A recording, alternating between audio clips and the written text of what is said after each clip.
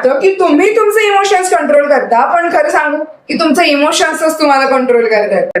महाभारतात कुरुक्षेत्रावर रणांगणावर पोहोचल्यावर अर्जुनाने पाहिलं की आपल्याच कुळातील भीष्म, द्रोण यांच्या विरुद्ध आपलं युद्ध होणार आहे. त्यावेळी अर्जुनाच्या मनात दुःख, मोह व भीतीच्या भावना निर्माण झाल्या व अर्जुनाने विचार केला की माझ्याच माणसांना मारून मला काय सुख मिळणार आहे. या विचाराने अर्जुन भावनिक झाला व त्याने शस्त्र टाकून देण्याचा निर्णय घेतला. परंतु श्रीकृष्णाने अर्जुनाला शांतपणे समजावले की राग, दुःख, मोह या भावना अगदी क्षणभंगूर म्हणजेच काहीच क्षणांसाठी असतात, परंतु आपले कर्तव्य ते मात्र शाश्वत असतात. या भावना आपले विचारच बदलत असतात. राग आला की डिसिजन्स चुकतात, भीती किंवा दुःख आलं तर आपले ऍक्शन्स सांगतात. परंतु जर तुम्हाला तुमचं आयुष्य जिंकायचं असेल तर त्यासाठी सर्वप्रथम तुमचे इमोशन्स तुमच्या कंट्रोलमध्ये असले पाहिजे, कारण ज्याने स्वतःचं मन जिंकलंय त्याला बाहेरची कोणतीच गोष्ट हरवू शकत नाही.